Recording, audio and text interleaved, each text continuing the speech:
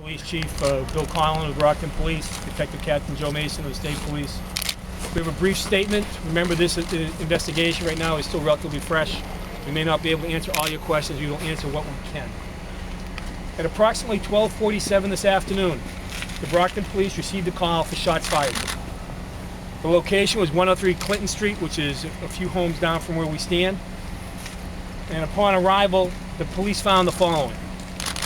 They found two female victims, one suffering from what appeared to be gunshot wounds. They were taken to the local area hospital. One female victim was pronounced dead, and the second female victim was flown to Boston by MedFlight. She is currently in critical condition as we speak at this time. The names of the victims will not be released until we have notified the next of kin. We're undergoing that at the present moment. A third victim was found by the police in front of 59 Clinton Street. He was a male suffering from what appeared to be gunshot wounds. He was taken to an area hospital and he was pronounced dead. His identity is once again not being released until his next of kin is notified. Police earlier today received a description of the suspect and his motor vehicle soon after they received the 911 call. The vehicle was spotted by the police. The vehicle refused to stop. A short chase in the area of Grove and Lawrence Street began. During this chase, the individual in the motor vehicle fired at Brockton police officers 2 separate times, hitting police cruisers. Police returned fire. The defendant crashed his motor vehicle on North Quincy and Court Street, and he was taken into custody. As we speak right now, there is one man in custody. He has been charged with 2 counts of murder, 3 counts of armed assault with intent to murder.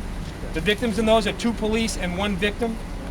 There is also 1 count of aggravated rape, 1 count of kidnapping, and 1 count of unlawful possession of a firearm. The individual arrested is an individual by the name of Keith Luke, L-U-K-E. Date of birth 3/18/86. Address 1177 Pleasant Street in Brockton. That's the information that we have right now. Chief Conlon, as I said, is here also to describe a little bit further the chase that occurred today with the Brockton Police. Chief? As the district attorney just said, a short time after we received the initial call, we also received witness information with a description of the suspect vehicle. Officer Tony Randolph was at the intersection of Grove and Lawrence in that vicinity. He spotted that vehicle as it was fleeing from this area. That's a very short distance from where we presently stand. He put on his blue lights and siren, attempted to stop the vehicle. The vehicle did not stop. A chase ensued, which continued on from Grove Street, crossed over Crescent onto Lyman Street. Lyman Street, it crossed over Center Street and proceeded northerly on Carey Street. Officer Bill Devine was further ahead and knew that the suspect was heading his way. He was stopped at the corner of North Carey and Court Street. The suspect, as he approached Officer Devine, leaned out his window, fired a round at him, which struck the cruiser, went through the windshield, and narrowly missed Officer Devine. The suspect then turned and went up Court Street in a easterly direction, up past Cardinal Spellman High School. Another officer, Jim Cronshaw, who actually was the lobby officer today, assigned to inside duties, but had been out on his lunch break, had monitored his radio and heard that this chase was heading toward that area. He left his lunch break at an area restaurant, sped up to the intersection knowing that this chase was coming that way, got out of his car and stopped traffic to avoid injuries to other innocent people. And as the suspect vehicle came up, the suspect spotted Officer Cronshaw standing outside his vehicle and fired upon him.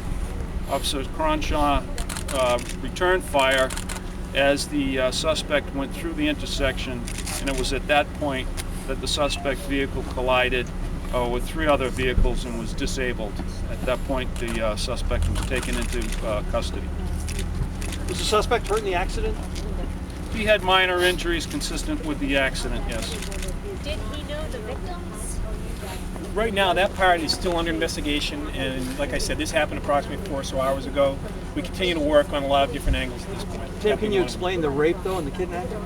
Not at this time, because once again, that's part of our investigation, but obviously, it's a very, very serious matter from the beginning to the end of it, and I just want to say, I think what a great job the Brockton police did in stopping this from becoming much worse. Do you know the ages of the victims? The ages of the victims, they're both 20 years of age. Whose Two- bike? The two women? females, Two they're both females.